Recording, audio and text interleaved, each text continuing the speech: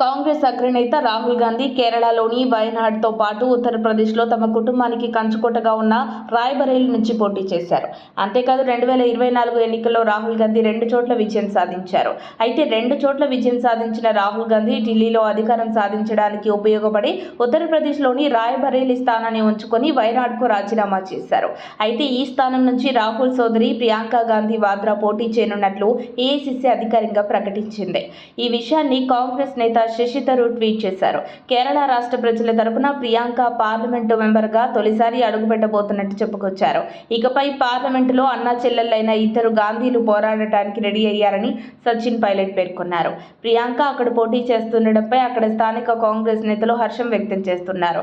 అంతేకాదు రాహుల్ గాంధీ ప్లేస్ను ఆమె రీప్లేస్ చేయగలరని అధిష్టానం సహా కాంగ్రెస్ శ్రేణులు భావిస్తున్నారు. మరోవైపు ప్రియాంక గాంధీ వయనాడ్ నుంచి పోటీ చేసి గెలవడం నల్లేరు మీద నడికే అంటున్నారు రాజకీయ పార్టీ విశ్లేషకులు.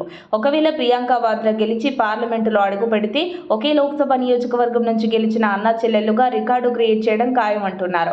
ఇక కేరళలోని 20 లోక్సభ స్థానాల్లో అందరూ పురుషులే గెలిచి పార్లమెంట్లో అడుగుపెట్టారు.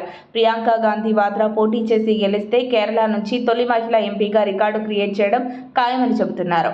అంతేకాదు అక్కడ ప్రియాంక వాద్రా రాహుల్ గాంధీ కంటే ఎక్కువ మెజారిటీతో గెలవడం ఖాయం అంటున్నారు. 2019 ఎన్నికల నుంచి క్రియాశీల రాజకీయాల్లో ఉన్న ప్రియాంక గాంధీ ఇప్పటి వరకు ఏ ఎన్నికల్లో పోటీ చేయలేదు. వయనాడ్ నుంచి తొలిసారి ప్రియాంక గాంధీ వాద్రా ఎన్నికల హోదాలో దిగుతున్నారు. మరి ఈ పోటీలో ప్రియాంక వాద్రా గెలవడం గ్యారంటీ అని ఇక కాంగ్రెస్ శ్రేణులు సంబరాలకు సిద్ధమవుతారని ఈ ప్రచారం జరుగుతోంది. మరిన్ని అప్డేట్స్ కోసం మా కాయ్ టీవీని సబ్స్క్రైబ్ చేసుకోండి. మా వీడియో కనుక మీకు నచ్చినట్లయితే లైక్ చేయండి, షేర్ చేయండి. మీ విలువైన అభిప్రాయాలను కామెంట్ బాక్స్లో తెలియజేయండి.